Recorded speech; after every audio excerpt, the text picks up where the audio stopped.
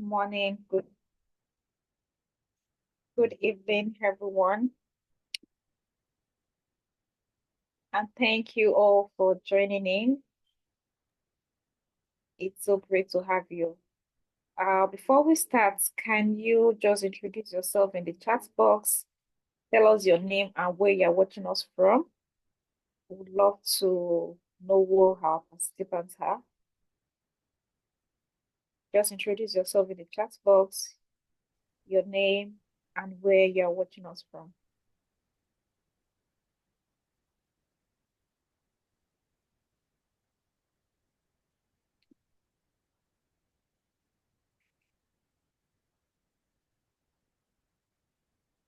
Hi, Manuel from Thailand. Hi, thank you for joining.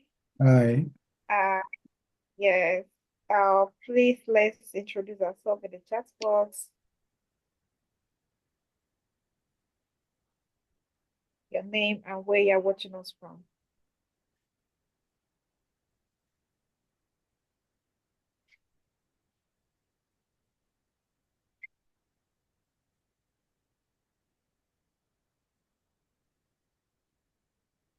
Hi, Aslem. I don't know if I pronounced that right, but thank you for joining from China, all the way from China. Thank you. We have Oluwadamilola from Nigeria. Thank you. Thank you for joining us. Miracle from China as well. Thank you so much for joining us today. It's so great to have people across the world joining us. Jacob from China as well. Ahmed, thank you for joining in from China as well. It's so good to have everyone. Let's keep it coming. Let's keep it coming. Now it's looking as if China is winning already. Camillus from China, thank you for joining. Isioma from China as well. Thank you so much for joining. Let's keep it coming. Let's keep it coming. Hi, Moses from Nigeria. It's so good to have you here as well. Thank you. Thank you. Then we have Stanley from Nigeria as well, Lagos, Nigeria. Thank you for joining in. Thank you for joining in. Salam from China. Thank you also. Thank you. Thank you.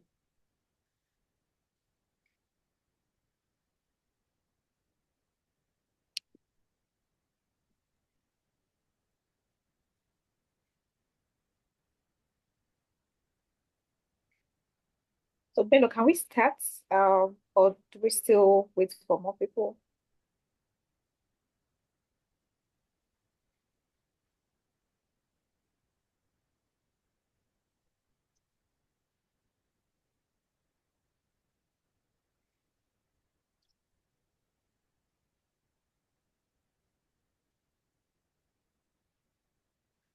Okay, so we'll start by 2:05 Nigeria time. So that's in the next 1 minute. We'll start. So just keep the introduction coming in. So those that are just joining, we are introducing ourselves in the chat box. You tell us your name and where you're watching us from, so we get to know who our participants are.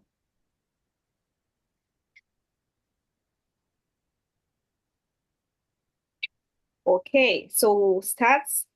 Thank you all for joining in. Good morning, good afternoon, good evening, from wherever you're watching us from. Welcome to today's panel discussion. The topic of our section today is the role of youth-led initiatives and energy education in transforming climate action in Africa. I will be going through our agenda for today before we move forward. So we'll have our introduction. We've already done our brief introduction. And then we'll also be introducing our key speakers.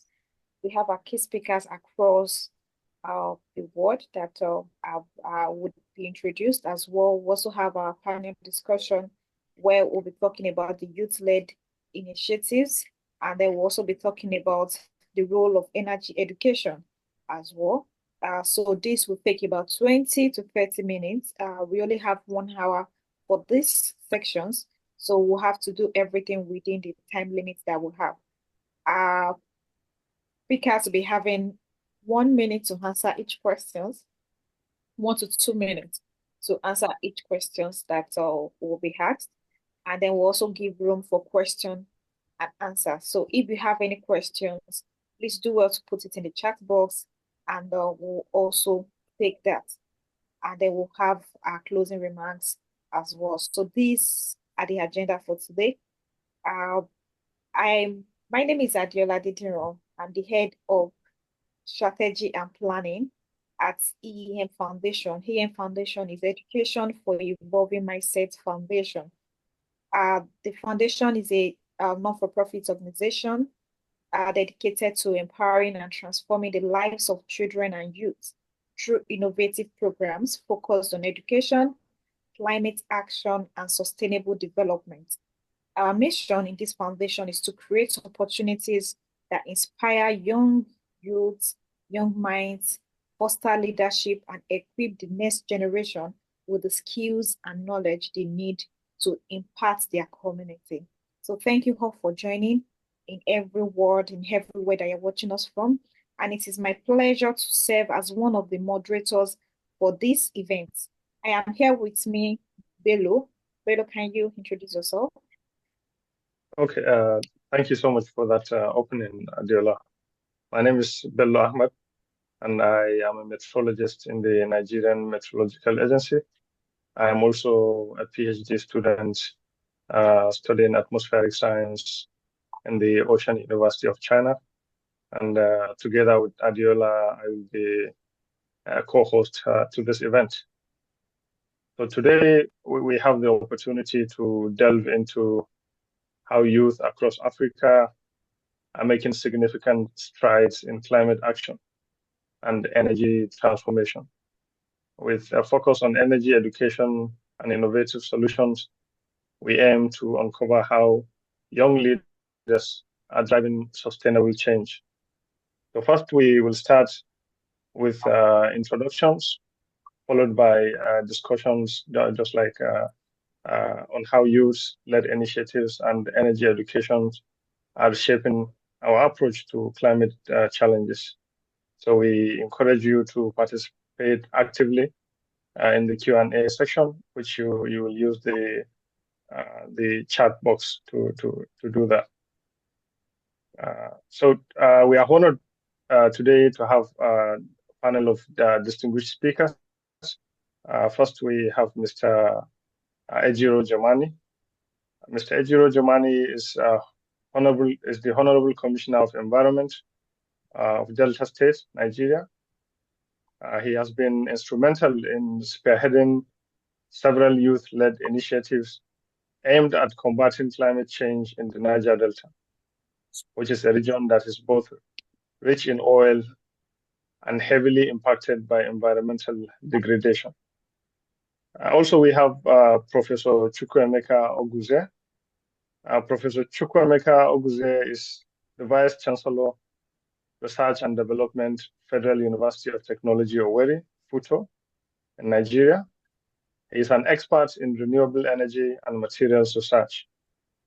Professor Oguze also serves as the director of the Africa Center of Excellence at Futo, which is an European-funded research center focused on advancing energy solutions in Nigeria.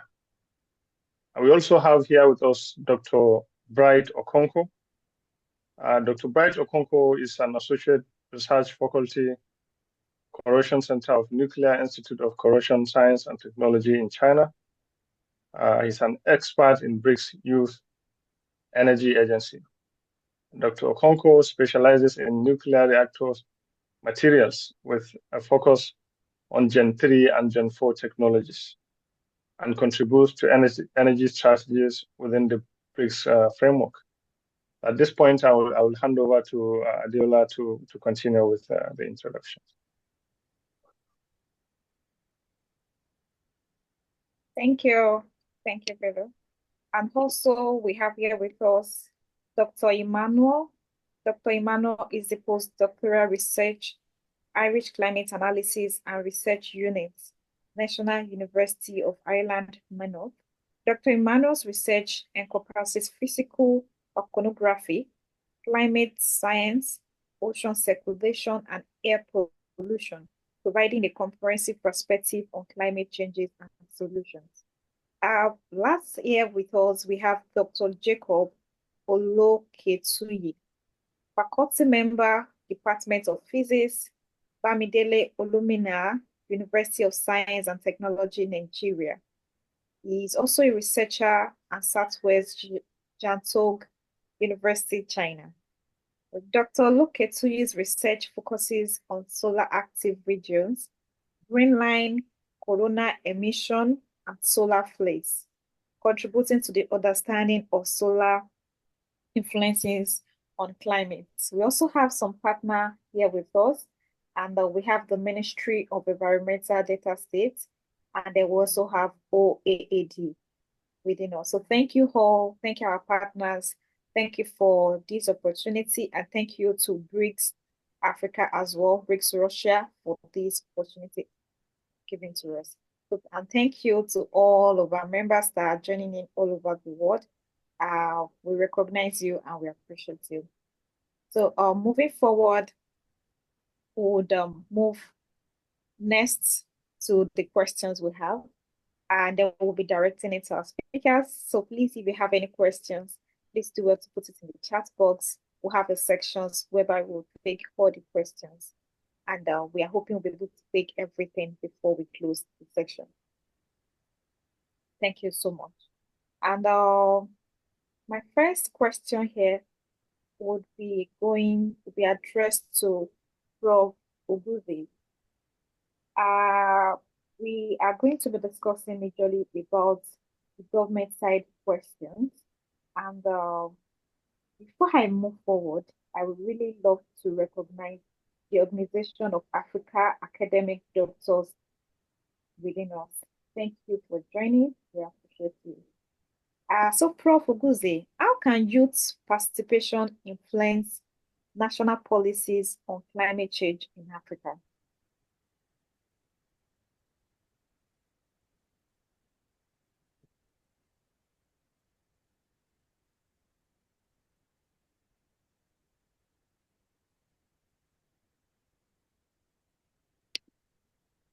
Prof, can you hear me?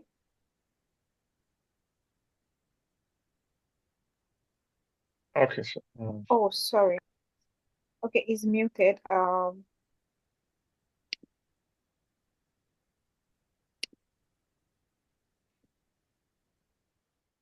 Okay, Prof, you can unmute yourself now.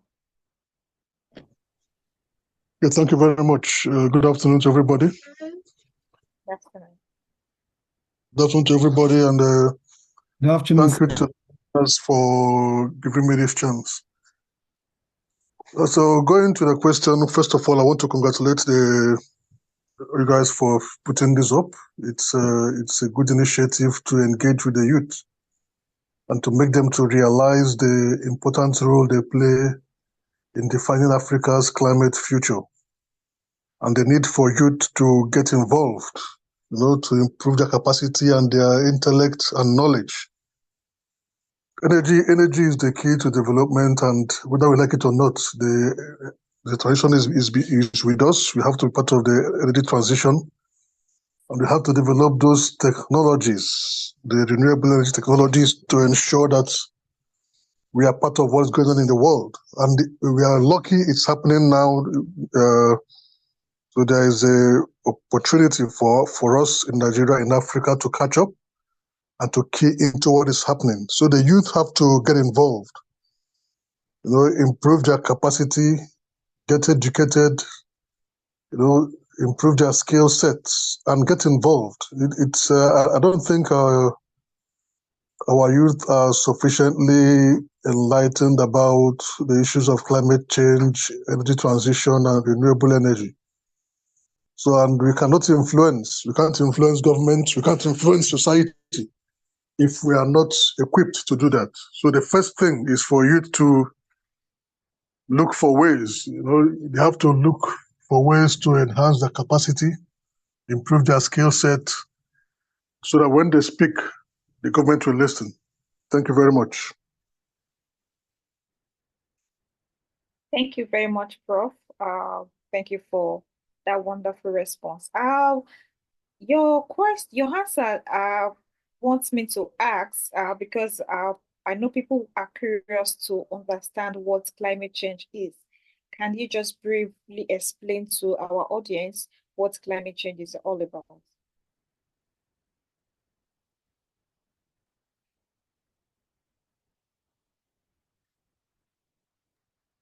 So thank you very much.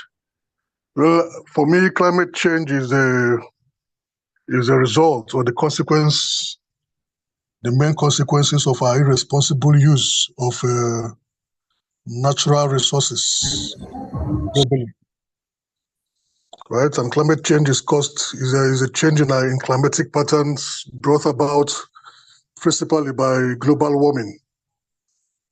And global warming is caused principally again by the greenhouse gases, the CO2, methane, and co, that we have emitted into the environment over the past 100 years by the irresponsible way we promote and use energy. So climate change is, all of us are expressing climate change now. The weather is changing. Weather patterns and climate patterns are no longer the same. Rainy seasons, heavy rains, droughts, hurricanes, all of these are deformations in the global climate patterns caused by global warming resulting from our use of fossil fuels, leading to CO2 production. Thank you.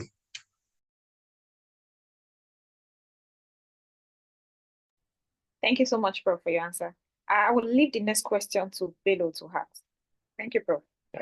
Thank you so much, Prof, for that elaborative answer. So I would also like to engage some of the researchers that are actively participating in research in this areas. So I would direct my question to Dr. Bright on how the energy sector can drive climate section in Africa. So what is your opinion on how the energy sector can drive climate section in Africa? Dr. Bright, please.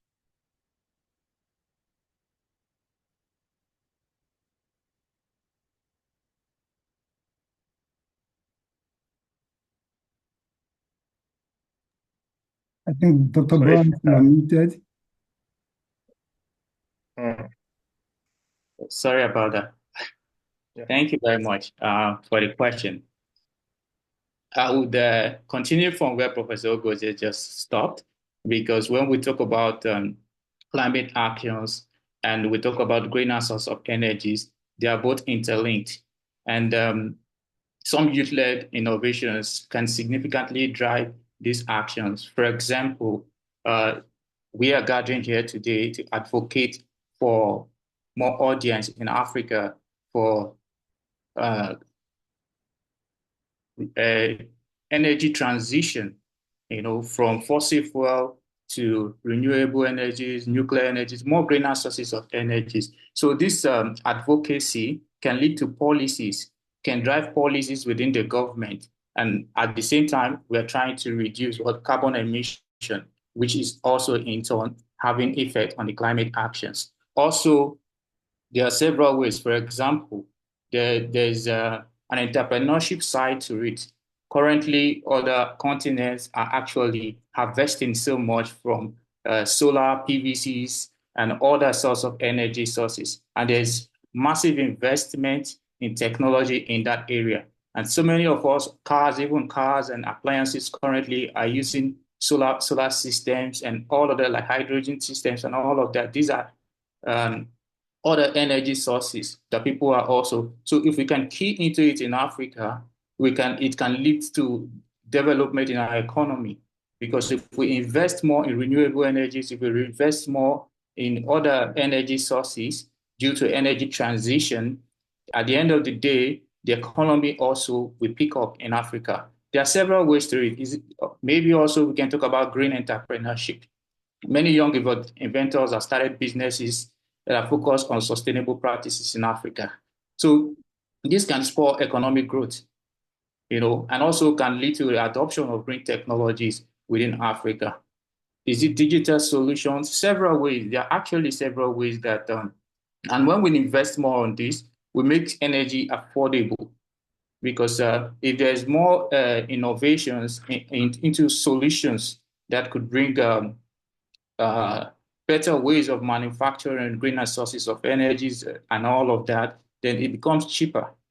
As we can see, some continents, for example, currently in China, there's a lot of investment when it comes to renewable energies, solar powers, batteries, and all, hydrogen, and all of that, even nuclear technology. So we believe that youth-led advocacy can also make our governments in Africa and civil society to key into this so that Africa will not be left out this time around. Thank you.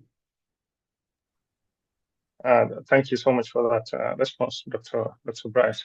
So at this point, I also want to bring in the Honorable Commissioner. I don't know if it's so.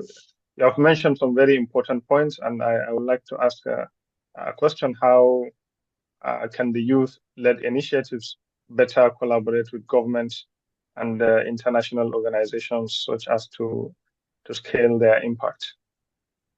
If we can have a response from the Honorable Commissioner.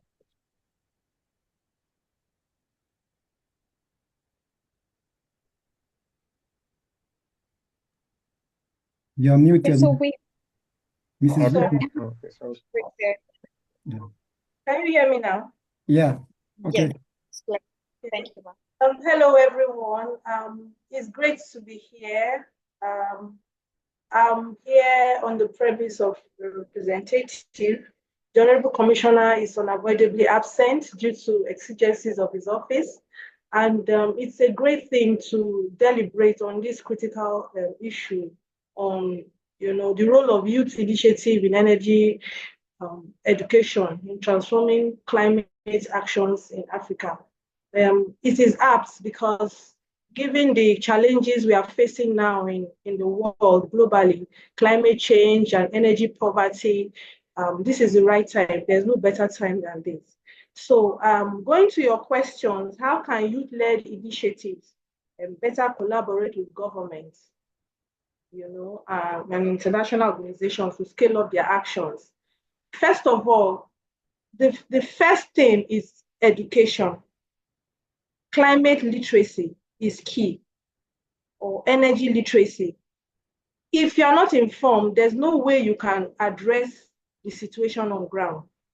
There's a common saying in our palace that if you're not informed, then you become deformed. So education is key.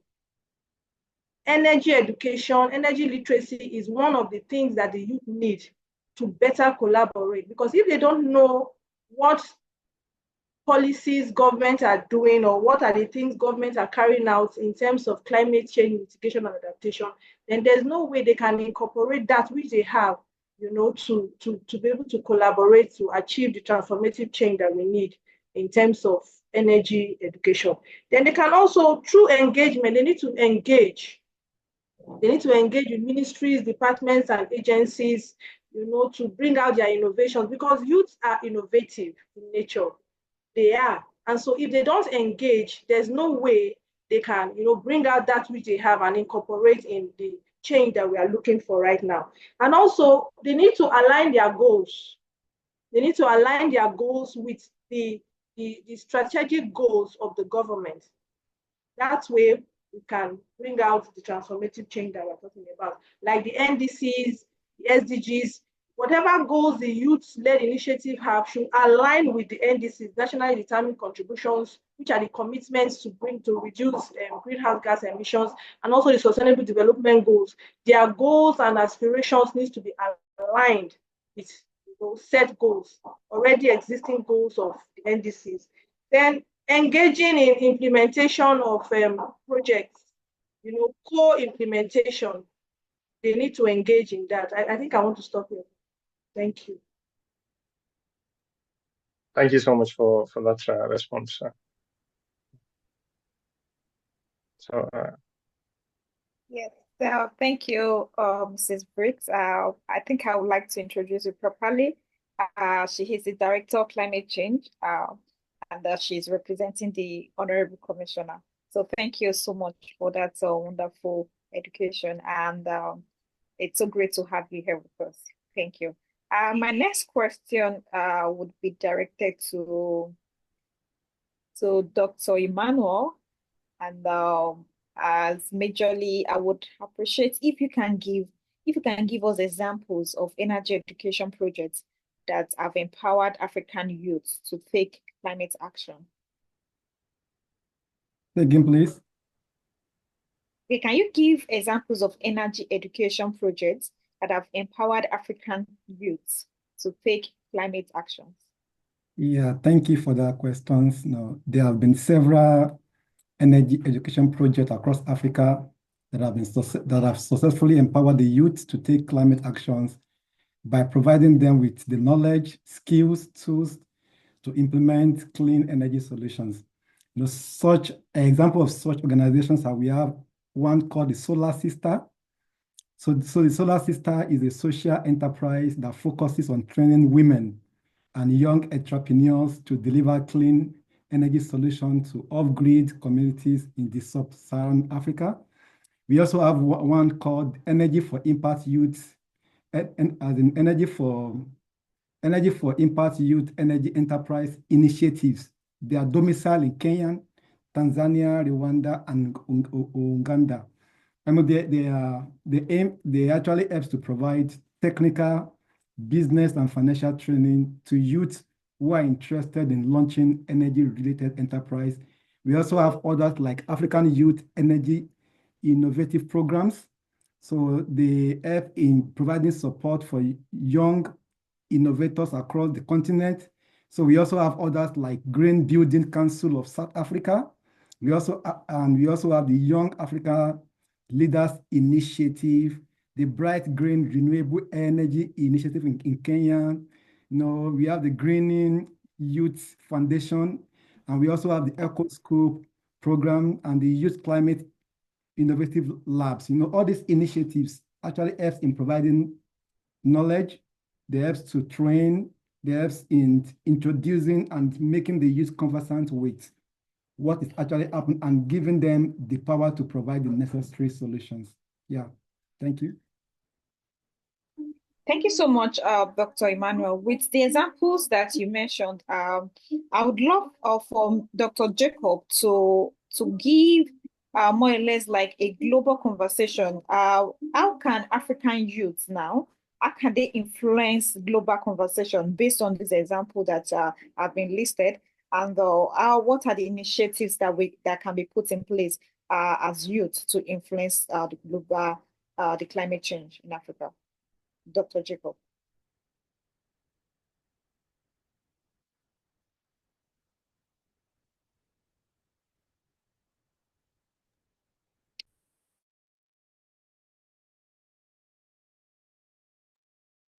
Oh, sorry, I was muted. Like my colleague said, firstly, thank you for having me.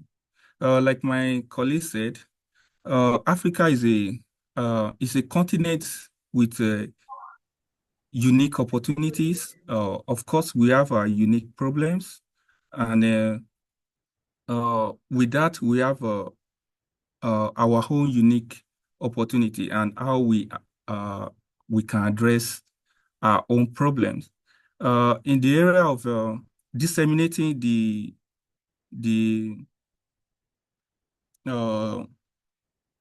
sorry, can you repeat the question again? Okay. So the question is, how can African youths influence global conversations on climate action through their local initiatives? Yeah, the first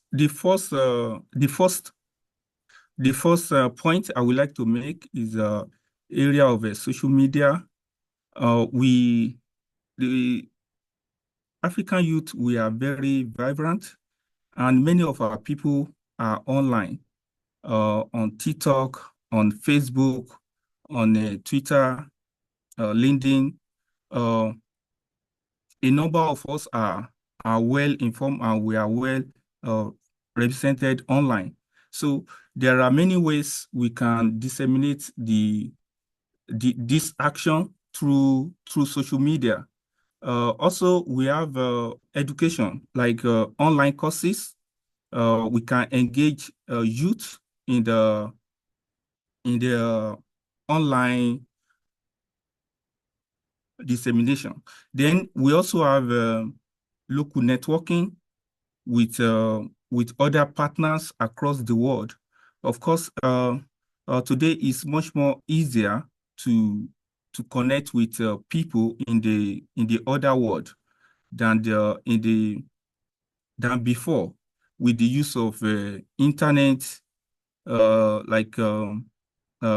we have a TikTok where we can offer a lot of seminars, tutorials, YouTube, giving education about renewable energy and what we are doing.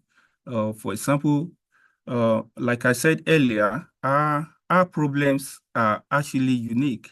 For example, in the we can showcase on different platforms how we are addressing this problem. For example, if you go to some of our markets, for example, we can have a kind of renewable energy that supply energy to certain needs, and all this can be disseminated online, that in other part of the continent can also emulate and also adopt. Then another in the area of agriculture, we can also disseminate what we are doing.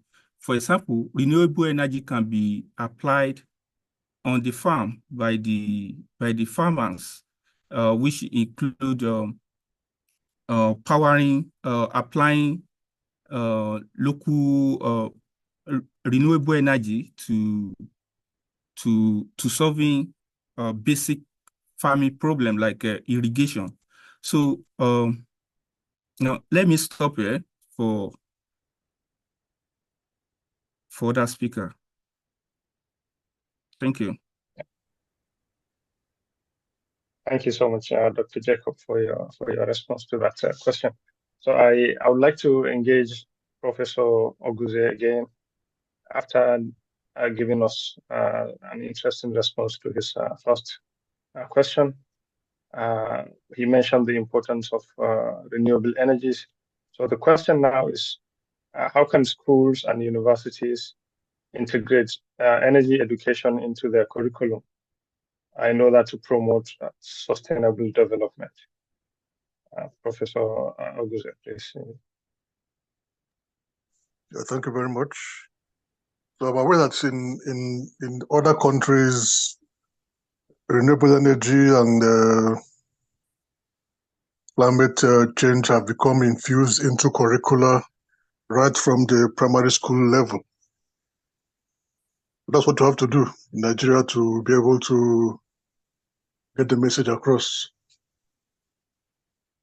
Because most of our youth, like I said, are not aware of some of these things, and it's not their fault. Or it is their fault because you have to look for information on what you need. So government has to take holistic action, because most countries have set targets for net zero emissions for their economies, right? Even Nigeria has set a target of 2060, but we don't seem to have we have not grown the capacity and the skills required to meet up with that. Yeah, so I will encourage the government to put up policies to ensure, just the way we do general studies at the university level. Energy has to become a general study for everybody, because it's not a topic only for science and engineering practitioners. I would recommend having renewable energy courses as part of the compulsory curriculum over all levels of education in Nigeria, that we can become more familiar with this topic and people can start to get interest, because we have to start to develop our own technologies, you know. I always worry about how Nigeria handled our oil and gas resources. For 20, 30 years, we had to depend on multinational companies and foreigners to come and develop, exploit our natural resources up till tomorrow. While we have millions of very vibrant and intelligent young people that just need to be properly skilled up, properly exposed, and properly trained to take over these things. So for this renewable energy transition, there has to be policies put in place to ensure that we don't outsource, again, the development and technologies to foreigners, so that we can start to train our people to take over this sector and drive it, create jobs, create employment, and develop our own homegrown technologies. It's something we can do. Thank you. Thank you so much, Professor, for that response. I strongly agree. Early integration of the energy education into the curriculum, and also local development of the local capacity is really important for that sustainable development. And so, Dr. Bright, please, I would like you to answer this. We have had a lot of comments about how the renewable energy is really important. So if you can shed some more light on how this climate change has linked with renewable energy, and if there's any issues that are being posed by this renewable energy by climate change. Dr. Bright, please. Okay, thank you very much for the question. Indeed, they are both linked. When you talk about energy transition or renewable energies or greener sources of energies and climate change, they are both linked, and it's very crucial. Some points I will raise. One, one of the link is innovation drive. Just like Professor Gozie has said, we need to have a local solution for our own continent. So if we recognize how these renewable energies, we can develop our own technology, bring up innovations. At the end of the day, we educate the people of the need for greener sources of energy. Then there will be less, what's it called? There will be less that the fossil fuel usage. And at the end of the day, will protect our climate. Another way is empowerment. Knowledge empowers youth, and to advocate for sustainable energy solutions, we need to engage in discussions whereby we need to see that if we empower the youth in bringing up these innovations, at the end of the day, we're going to bring down the effects of ozone layer depletion and all of that. Also, another link we can see is responsibility as future leaders and decision makers, understanding the link between both renewable energy or greener sources of energy and climate actions. It brings a sense of responsibility, that it instills a sense of responsibility so that we can consider the impact of this on our environment and will make our environment a safer place for us. So this is where I'll stop for now.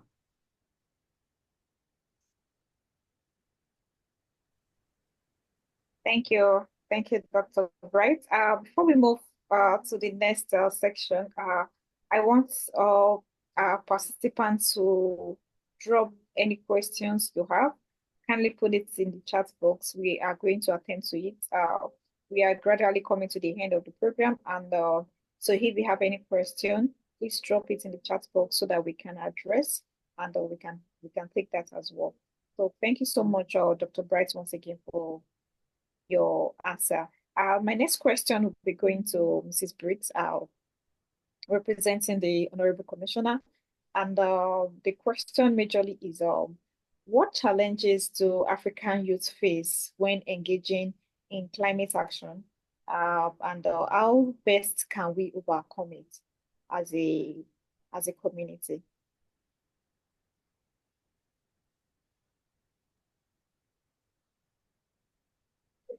Thank you very much. There are so many challenges that youth face in terms of climate-led initiatives. First of all, the key challenge is the lack of knowledge, which I mentioned before. Most of our youths are not really informed about what it takes to carry out climate actions. One, an understanding of the impact of climate change, which is one. Then another challenge is funding.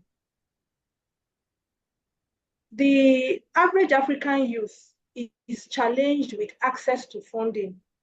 As we all know, climate change actions or implementation of climate change projects are capital intensive.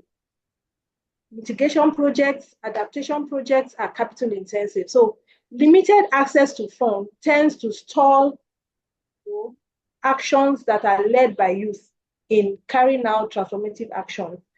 Another challenge I want to mention is policy somersault. Should I say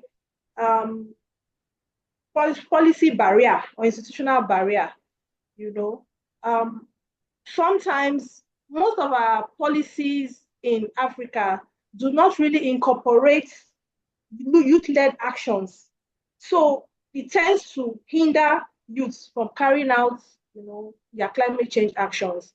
Then if I want to talk about the solutions, the solution one, which some of my participants have also mentioned here, is aggressive climate literacy, energy literacy. We need to carry out advocacy, sensitization, awareness creation to all the nooks and crannies of the African continent for the youth to be aware of what climate change is, what are the impacts of climate change, what energy transition is, what they need to do. By the time they are equipped with such information, then they'll be able to move forward to carry out some of the actions. Then access to funds. There should be flexibility in terms of accessing funds, even from the international donors and also from our national bodies.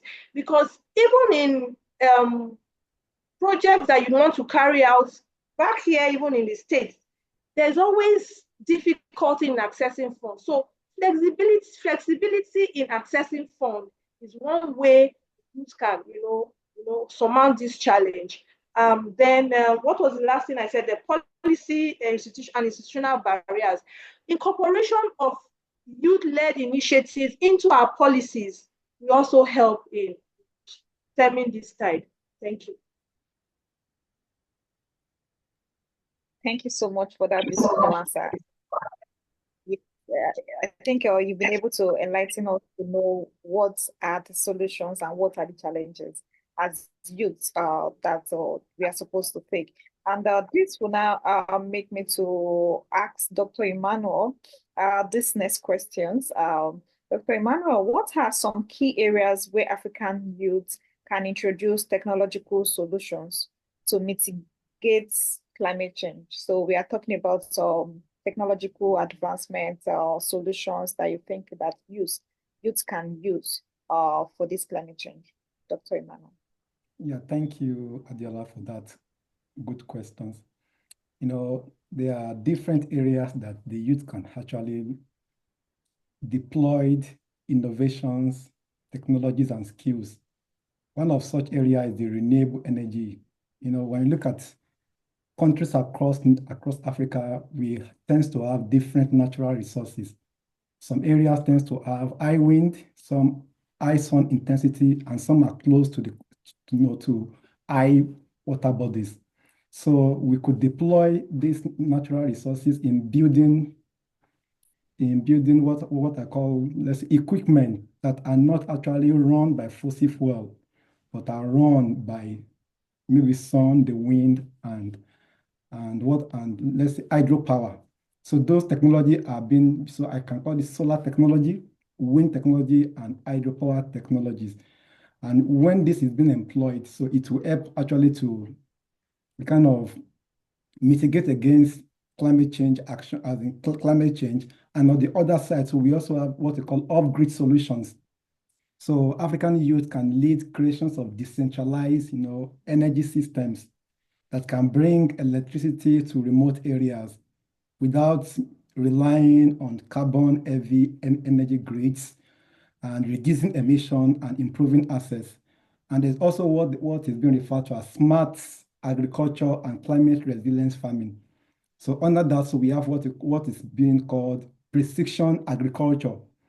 So the precision agriculture entails the use of drones, sensors, and satellite technology by youth to actually provide efficient informations by providing information on soil health, water levels, and weather patterns. And all this can be maximally employed in agriculture to give something, to actually bring about a better agricultural yield. So we also have the setting up of what we call agro-tech startups, agro-tech startups.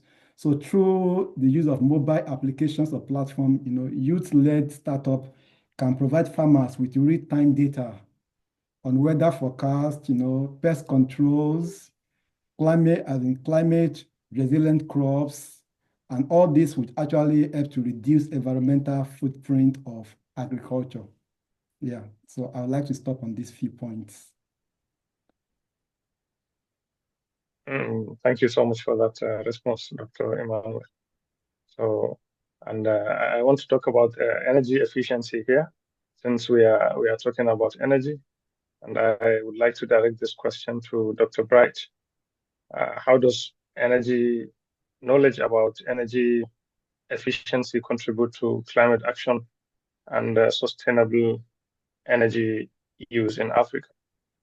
Dr. Bright, please.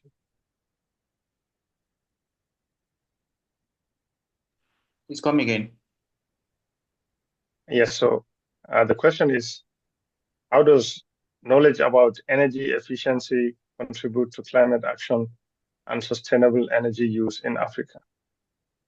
Thank you for the question. There are several ways where energy efficiency is pivotal to climate action in Africa. One is resource optimization. Knowledge of energy efficiency allows individuals and business people to better manage and use the energy, thereby reducing waste and also lowering overall energy consumption. This leads to reduced carbon footprint and less environmental degradation. Another point I would also want to highlight is financial savings. If we better manage our energy usage, we'll be able to save more for other infrastructural development. Also, if we manage our energy well, we have improved energy access. By optimizing this energy use, more people can gain access, to energy. And at the end of the day, we are optimizing the energy usage. So there's still so many ways where while we need to preach for energy optimization, I know sometimes previously when the cost of electricity per watt was very low, for example, in my country, Nigeria, people used the electricity the way they like. But when they brought up the metering system and increased the tariff, you saw people managing how to use their energy very well. So by the time we save more of energy, we'll be able to have more for investment, we have more for development, we have more for usage also. So these are ways where energy efficiency can also impact on climate change. Because if we reduce all of these, because the majority of the countries in Africa currently are still using fossil fuel and non-green sources of energy. For example, I read the Reuters Energy Transition Insight Report for 2024. And we could see that Africa is still lacking behind. And when it comes to investment, it comes to sensitization and all of those things. So by the time we reduce the usage of our energy source, since we are primarily still using fossil fuel, we're able to reduce what the emission of CO2 to the environment, and at the end of the day, we make our environment safer. So this is why I feel it's very important that we advocate for energy efficiency and energy efficiency usage in Africa. Thank you. Thank you so much, Dr. Bright, for that response. So a lot of the speakers here have mentioned the importance of education, advocacy, and enlightenment in energy issues. So I will direct this question to Professor Oguze on how can energy education programs target and engage the youth, especially from marginalized communities.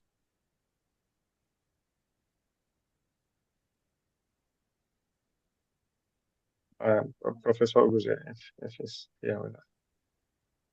So how can energy education programs target and engage youth, especially from marginalized communities?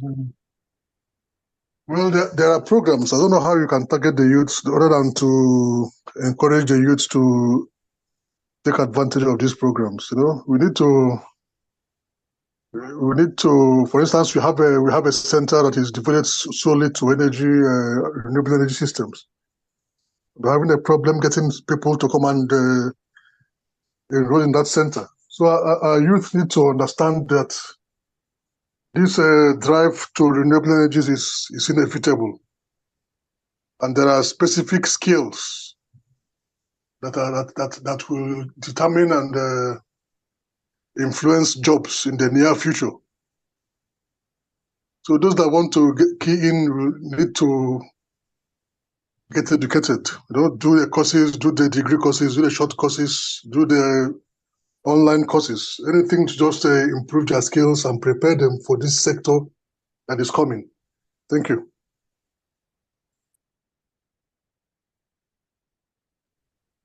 Thank you so much, Prof. Thank you for your wonderful response, and thank you to all of our speakers for the questions and the answers. So because of our time, we are going to be answering some of the questions that we have in the chat box, and most of them are not directed to any of the speakers, but I would read the first question I have there from Basi. How do we move from talking to working? Also, moving from just educating the youth to visible implementation of the already gathered knowledge by the learned youth. This will be directed to Prof. Oguze.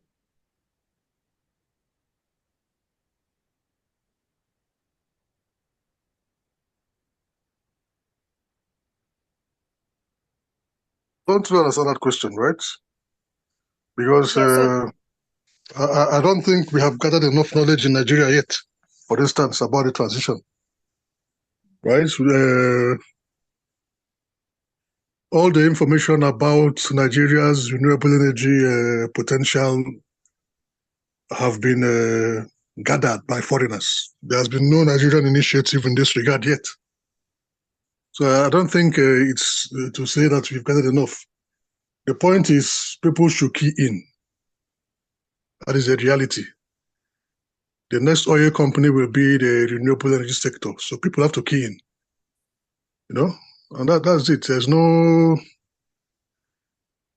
For me, implementation for now is going to also be dependent heavily on the Western world. We have nothing to implement on our own. We don't even have a very effective clean cooking technologies in Nigeria. So there are things. I was telling somebody the other day that the way we make gari when I was a kid is still the way we do it now. So there are a lot of gaps, you know, and so but I don't want anybody to be discouraged. You know? Just get educated, acquire the skills so that you won't be left out when the thing takes effect. I'm very much aware that countries like Germany and other EU countries are investing a lot of money in hydrogen energy in Nigeria. So how many of our youths are aware of this, and how many of us are going to key in? Europe is looking to make its hydrogen in Africa and export to Europe. And if you're not careful, for instance, they're going to bring white people to come and do it for us again. So the need for youth to empower themselves and improve their capacity cannot be overemphasized. You just need to tell people to do that. That's my own contribution. Thank you. Thank you so much for the food for thoughts, Prof. This next question is to Mrs. Brics from the Commissioner. What is the effort of the ministry towards the climate change and sustainable energy use in our country? Okay. The Ministry of Environment, under the leadership of the Honorable Commissioner and also under the leadership of the State Governor, has been carrying out some programs to address climate change issues in the state. First of all, the ministry has the state has a Delta State climate change policy, and that policy tends to look at mainstreaming climate change mitigation and adaptation actions into all developmental projects. Then also sensitization and awareness creation is what we do in the state to increase the knowledge of the citizenry on the impacts of climate change and possible solutions that can be proffered. We have also carried out carbon footprint reduction sensitization programs to all the MDAs as to energy efficiency, how to reduce your energy use, and also in terms of managing your waste, you need to reuse certain things. You don't have to just throw things away. So we've been able to do that in the state, and we're still work in progress. We're not there yet. And also, the state has also developed the Delta State Renewable Energy Policy Roadmap in collaboration with Enrich Bo Stiftung Foundation. And that Renewable Energy Policy Roadmap is to outline plans. It's outlining plans to create the enable environment to allow access to renewable energy in the Delta communities. And it's just a policy. Of course, it has to be turned into a workable document, which has to go through the House of Assembly legal process. But that policy is on ground to address energy efficiency in the state. And it's a 5-year plan, actually 2023 to 2028. It's a 5-year policy. And also, the state has also has the recycling initiative. Like you all know, like I said earlier on, climate change, adaptation and mitigation interventions are capital intensive. So we have opened the window for public-private partnership, and the state is partnering with private individuals in terms of recycling PET bottles for a start. So there's a private company that the state is partnering with into recycling PET bottles in Asaba.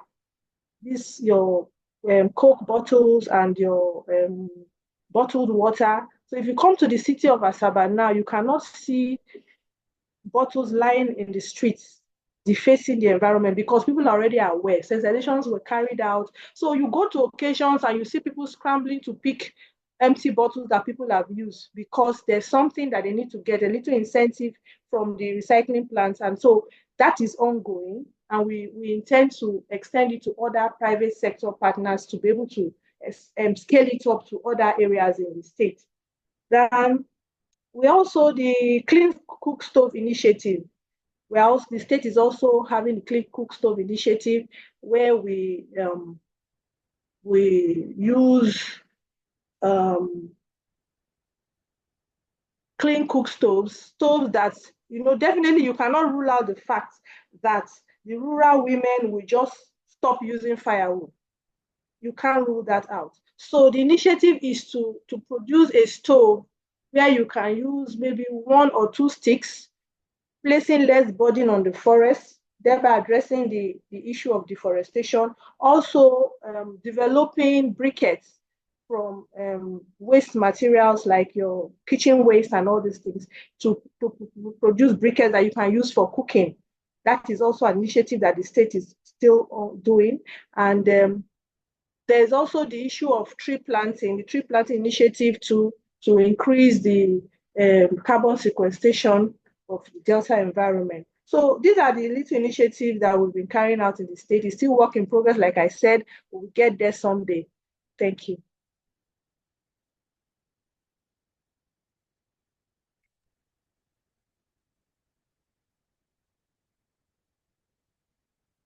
Thank you. Thank you so much. Thank you so much. Okay, so we are almost running out of time, but there are some wonderful questions here that I would love us to attend. So for those that are asking for groups, we already put the link to our channel where you can ask any questions that you have, and then definitely be able to answer.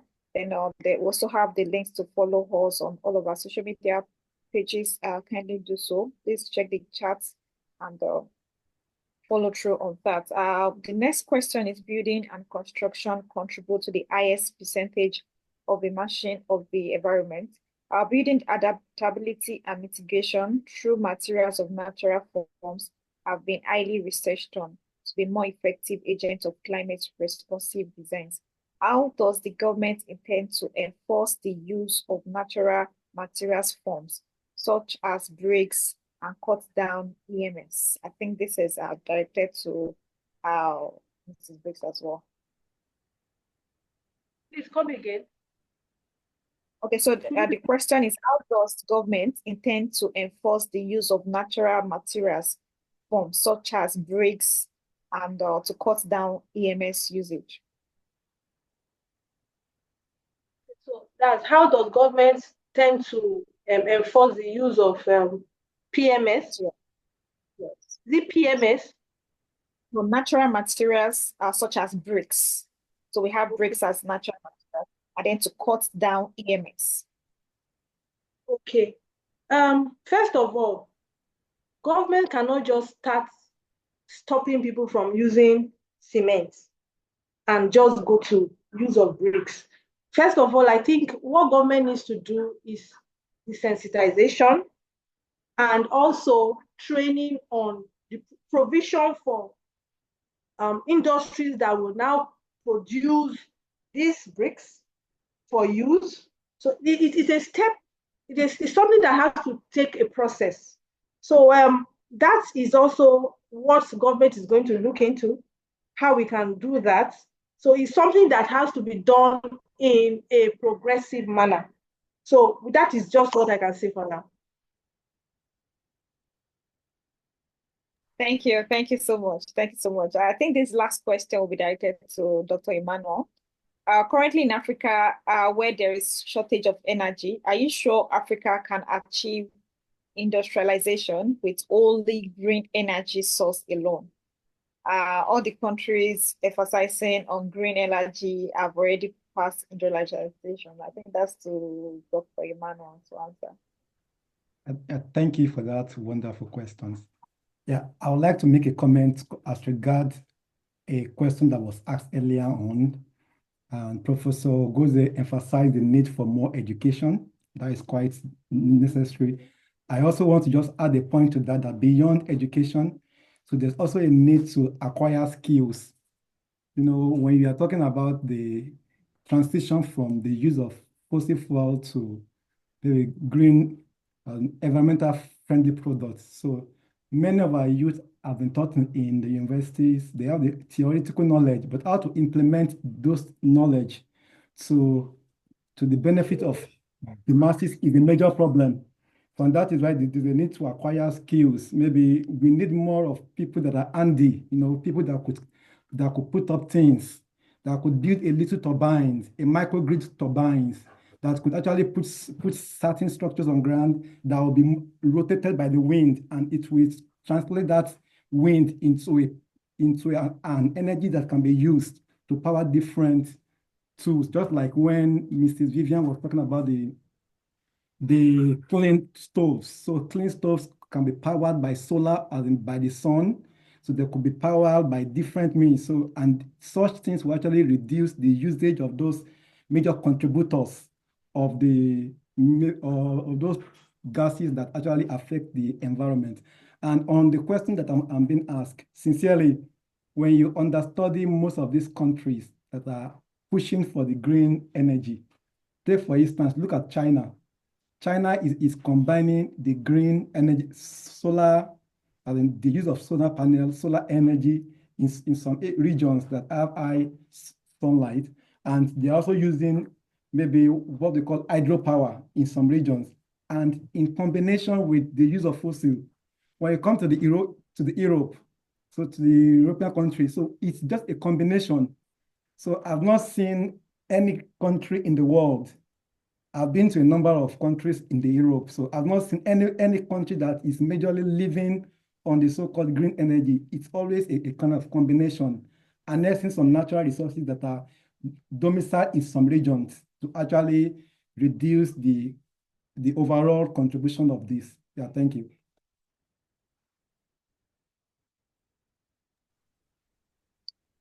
Bright, you raise your hand. Yes, I would want to just say something in regards to this question. And what I would say is it is actually a great opportunity for Africa to key into its industrialization with greener sources of energy. For example, I will use an industry, the real estate or building industry in China, construction industry in China. It grew at the start of revolution when it comes to architectural masterpiece. And today, China grew with that, with the latest technology. And today, they have one of the most fantastic transportation and all of those buildings and all of that. So now, if Africa can key into this, because this is coming newly in the world currently, we will grow with this and will become an innovation hub to the world when it comes to green energy, because we are starting afresh. So I believe it's we may not be able to go into industrialization fully, just as Dr. Emmanuel said, with just greener sources of energy. But if we can champion it, then we'll be known for something. That's my comment. Thank you.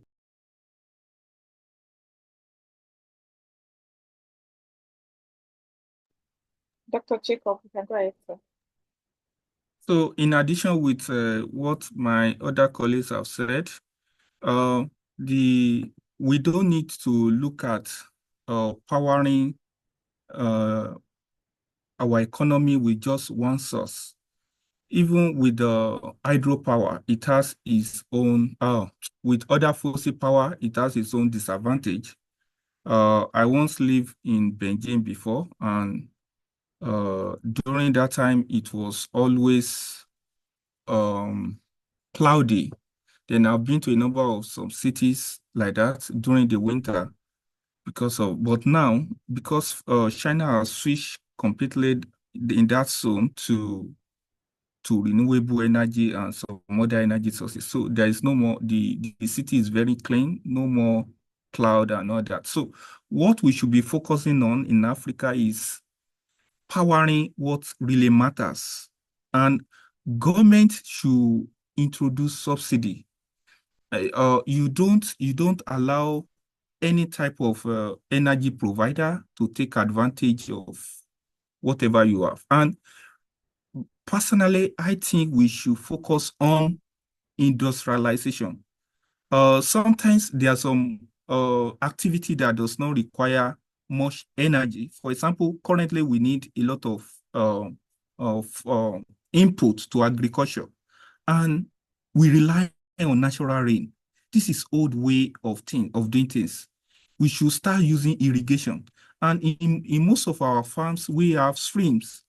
But to lift water from those streams, but you can use solar panel with a small turbine, with small pipe, and irrigate the entire farming system. Then in some startup have just small offices that they don't require much energy. They can set up light solar inverter system. In some local places, there are so many activities that are going on that does not really require a lot of energy, that with just installation of small scale solar energy, you will achieve a lot, and the businesses economy of the rural community will improve. So we don't need to focus on one particular energy source. We just need to focus on improving the life and the economy of the country. I think this is what we should be focusing on. Thank you. And thank you so much, Dr. Jacob, for that response. I think we have already overshoot our time, so I think we have come to the end of this program. And Adela, would you like to go into? Thank you. Thank you so much to everyone that have joined. Thank you to all of our participants. You made this very interactive, and everyone stayed to the end of the program. Thank you for those that joined all over the world. Thank you to our wonderful speakers for gracing us with their presence and also with the wonderful answers to all of our questions. We really appreciate you, and thank you to the host company. Thank you to Brics. We appreciate you for this opportunity. And also thank you to OAAD, that's the Organization of Africa Doctors. Thank you also for this opportunity. And thank you to the Ministry of Delta, that's the Ministry of Environment in Delta State. Thank you as well. And thank you to the Oaad-Eemf Foundation. Thank you also. That's the Education for Evolving Mindsets Foundation. Thank you also to everybody that have joined in. Please, if you check the chat box, you'll see the links to join our WhatsApp group. If you have more questions, please, you can put it there. We'll be able to attend to you. And we'll also put the links to all of our social media pages for you to also follow through. So thank you once again for joining in. It's a privilege to be hosting this section with us. And my co-moderators as well. Below, thank you also for the wonderful work we did here today. Let's have a great one. Till the next one. Thank you. Thanks, Bye, everyone. Bye-bye. Goodbye. Have a good day.